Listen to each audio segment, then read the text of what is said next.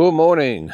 Welcome to Walking Boxing. It is Tuesday, June the 10th, 2025, and what a beautiful day we have here today.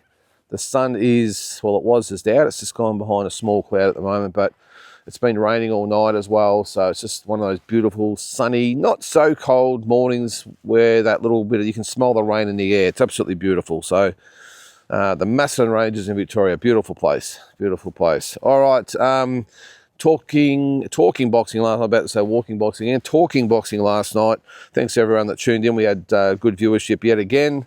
Lots of comments, questions, remarks, opinions, you name it. We had it. I'll go over that in a sec, but we'll get into on this day first. And back in 1955 in Syracuse, New York. Who was Carmen Basilio? I just had to look down, mental blank. Stopped Tony DeMarco in the 12th round to win the world welterweight title. And also on this day in 2006, I think it was. Yes, 2006, Bernard Hopkins defeated Antonio Tarver for the world light heavyweight title. I'm not sure where that was, but that happened on this day as well. So as I said, on this day, not on this day, last night with Talking Boxing, most of the comments, as you can imagine, featured Jai Pataya and Justice Hoodie. Geez, it was a mixed weekend for that, wasn't it? We had the highs of Jai, can you call it a high with the quality of the opponent? And then the lows, of course, with Justice Hoodie. But do we have the highs of how good he looked before he got stopped? It's one of those things, isn't it? It's a catch-22 on both in both fights on both occasions. So, but surprisingly, no mention that I can remember of Tim Tszyu, which has probably got to be the first episode ever when no one's had anything to say about Tim. He's only 5 weeks away from his fight. Don't worry, that'll change. There'll be a lot said about Tim in the lead up to his rematch with Sebastian Fundora, and not actually a lot said about George Kambosos either. Now he's fighting this weekend, which sort of surprised me a little bit. The only comments were that he's got no chance against Hitchens. I sort of disagree a little bit. Now I think he's got to be a live chance. It's a world title fight. He's a former world champion. I give him every chance. He's touched down in New York, by the way. I think he touched down this morning or last night or something. So really looking forward to seeing how George goes. I'm curious. Now, I don't subscribe, and I've been very defensive of George, as people know, in relation to his standing and his achievements. Most of those negative achievements come from people that have never stepped inside the boxing ring or gone for a jog or put on the gloves and got in the ring for a spar or anything like that, so they don't know what goes into a fight prep and what's needed to get over the top in a grueling fight that he did against Teofimo Lopez. But that's another conversation again, just my opinion.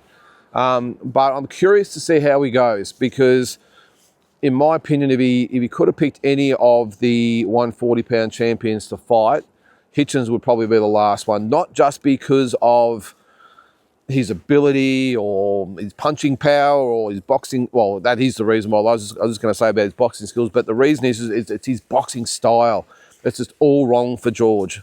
That's the reason why I'm curious to see how he goes, because can he win? Of course he can win. Of course he can. But it's going to be tough. Hitchens showed against Para that he's a very good fighter. Liam actually did pretty well against him for the first, 3 rounds, if I can recall. And I thought maybe won the first 2 or 3 rounds against Hitchens, and then Hitchens sort of got into gear. And I thought more so, rather than Hitchens sort of changing things up and making changes on the run, I just think Liam was the one. Look, obviously Hitchens had something to do with it, but Liam was the one that sort of just went into his shell a little bit, went a bit reactive instead of being proactive, because the first 3 rounds he was really on the front foot and countering Hitchens while coming forward, which is, I know, a little bit odd, but I think George can do the same. Is George as slick a boxer as Liam Paro is? Probably not, but he's just got other attributes. I think I think he'll push Hitchens, but again, I'm curious to see how he goes against Hitchens' height, his boxing skills, his range. He's not a big puncher, so that, but I was going to say it gives George an opportunity, but then again, neither was Devin Haney, and George struggled to lay a glove on him. So, but look, either way, I mean, I'll be there 100% backing George to win that fight. And good undercard as well. I think Terramona, is he on this one? I think he is. He's on the undercard. Wasn't on Box Rec as of last night, but the word is that he's on the undercard. I think it was announced the other day, and some other good fights on there as well. So, big weekend. It's on DAZN. I'm not sure whether we'll put it on in the pub. It starts at 9 o'clock in the morning. I'm thinking if I do put it on, I might wait till about 11 o'clock. By that stage, we should be into the main support bout, and then into George at about lunchtime. So that's probably what we'll look to do. If not, I'll just do a live watch along, but I'll make a decision in the next sort of day or so. But just another big weekend for Aussie boxing. I just would hope that, and George does have a lot of knockers, and I know a lot of people have said he brings it on himself for the way he carries on and the way he talks and his dad and everything else. But my thing with George is not about any of that stuff outside the ring. And even though I've met him numerous times outside the ring, he's actually a really good guy. But it's more so I'm just 100% focused on in-ring. And that is where George has to have the respect, I think, of everyone. And I think we can put all the negative thoughts aside and just back the Aussie this week. Because if he does win, we're going to have 2 world champions, possibly 3 with Tim Tszyu, possibly 4 with Sam Goodman. And who knows what's going to happen later in the year. We've got Shanika Johnson about to fight as well. So lots happening in Aussie boxing at the moment. And I think it's just about backing the Aussies. Actually, speaking of Aussies, Sky Nicholson is back on July the 5th. Now, she's going to be on in England. That's on the undercard of Jack Catterall and Harlem Eubank. And I think, who else did they say? Joe Cordina is going to be on the undercard of that fight as well. So yeah, Sky Nicholson back at 122, by the way. She's going down in weight, which does surprise me. I mean, she started her career at 126, won the world title at 126, lost a very close decision to Tiara Brown. I thought, a lot of people thought she might have even got the win. I'm not sure why she would go down in weight unless she makes 126 extremely easily, and just thought, well, I might as well go down to a suitable weight division. I just hope she doesn't have to battle to make 122, because if she does, what's the purpose? She was, apart from Tiara Brown, that fight with her, she'd been dominant at 126 and looked healthy and strong and, I won't say powerful. That's probably getting a little bit carried away, but yeah, as I said, if she makes 122, no dramas, then go down. But if she has to struggle, I'm not sure I see the sense in that. Now, if she goes to 122, I want to start rattling the cage to see her and Shannon O'Connell in the grudge fight. There's no love lost between the two. Shannon was interviewed yesterday with D-Style. I've got to watch that today. But I have talked to Shannon in the last few weeks, and she really would love that fight.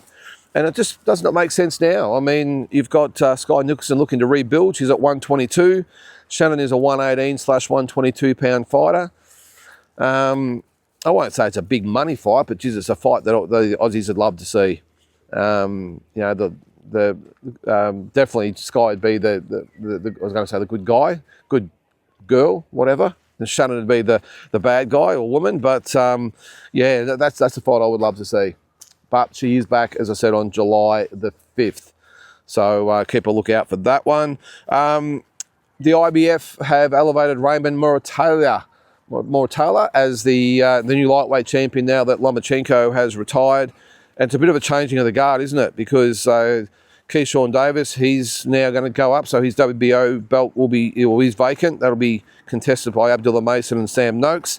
So all of a sudden, is it just me, or the lightweight division has lost a lot of its luster? We had Tank Davis, we had Lomachenko, we had Shakur Stevenson, we had, well, I suppose you could sort of throw Bolchak in there, but Zepeda's in there as well. No, we've got Shakur Stevenson and Zepeda coming up, but all of a sudden we've got Keyshawn Davis is sort of now lost to the division, so he was going to play a part in some of those big fights, and now Lomachenko's gone. So I know we're going to have Muratalla and Mason and these types of guys, but as I said, all of a sudden the lightweight division doesn't seem as stacked, does it? So either way, I'm sure those guys will create some big fights down the track. Keyshawn Davis going to 140 will be good for the division as well. A lot of comments actually about him last night with what he did behind the scenes at the fights on the weekend, calling for him for lengthy bans and fines and all that sort of stuff, and I'm with him. I did say last night that I think that Top Rank should tear up his contract for starters. That's what I would do. And I think he deserves a hefty fine and suspension. You can't be doing that sort of stuff. I said last night, I'm not sure who he thinks he is, whether he thinks he's some sort of gangster or not. While he's for me, he's not that guy. He's not that guy. Look, he's a good young fighter, obviously world champion, all that sort of stuff. But to be doing that stuff, whether you're a gangster or not, it shouldn't matter. To be fighting with your opponent's, with your brother's opponent in the change rooms, that's just ridiculous. Whatever reasons there is, or there was apparently, no excuse for it. And hopefully he gets his right whack. You just don't want to see it in any sport, in any situation. I mean, your brother got beat. Just get over it. We've all been there. I think his brother was involved as well from what I heard as well. But either way, not good for boxing. And as I said, I hope Top Rank just rips up his contract and says, go somewhere else. We don't want your sort of kind in our organisation, because it makes them look bad as well. So now, what else was there? Opetaia and Usyk, could it happen? Of course it could happen. I read an article yesterday saying that, come here, man. He's there. That I know we all want it to happen, Opetaia and Usyk. That's a given. But the word is that even now they're talking about maybe Jai, if he fights Zerdo, of course, but if he can't get Zerdo to go up to heavyweight and have 2 fights and maybe challenge Alexander Usyk in his last ever fight, well, I think there's a lot of water going on the bridge. I'd be really doubtful about that. I know it's wishful thinking. I'd love to see it, but if I'm being honest, I can't see it. Although we've seen it in other fights. We've got Crawford going up to fight Canelo now. We had Charlo going up to fight Canelo. So you never know, but I just think there's too much happening in the heavyweight division at the moment. And Jai, unfortunately, I know he's massive over here in Australia and on the world scene. He's very well known and respected, but I've just got a feeling he's not that big a name internationally at the moment to maybe push his way to the top of the line, the start of the line. You think that obviously he's got Dubois coming up, and then most likely Joseph Parker, and you might throw Wardley in there now. Plenty of other guys out there, but unfortunately I don't think it'll happen with Usyk. I think that he'll be long gone by the time Jai gets a crack. But the question again was raised last night, can he do it, or could he do it? Beat Usyk? Of course he could. The other big question is, of course, is whether he can actually carry the weight, and I think he can. I think what's he fight at? 200 pounds. Probably gets in the ring at about 215. So, which is, not a bad weight if you put on 5 kilos in muscle or whatever it might be, in size anyway, then he would be a good size heavyweight, no different to what Alexander Usyk is, and I think he could do it. As I said, I don't think the Usyk fight happens, but I think once Usyk's gone, we need to see obviously Jai just at the weight and how he carries it for starters. But I think if he carries it okay, he could quite easily replicate what Usyk's done, what Holyfield has done, what Spinks did. Even guys like Tony Bellew, and David Hay, and a few of these types of guys have all had success at heavyweight after going up from cruiserweight. So I think he'll be okay. It's not like he's going to have to really beef up to get there. I think he's almost a natural heavyweight now that balls himself down to cruiserweight anyway. So, all right, what else have we got today? All right, so the other one I saw I didn't know how to take it, to be honest. My favourite all-time non-Aussie boxers, most people on this channel know, is Vinny Paz. He got inducted in the Hall of Fame on the weekend. And he was asked about Greg Haugen, his long-time opponent. G'day, mate, how you doing? He was asked about him. Now, if you didn't know, Greg Haugen passed away earlier in the year from cancer. But Vinny Paz still didn't hold back. He said he still hated him, which I thought might have been a little bit too far.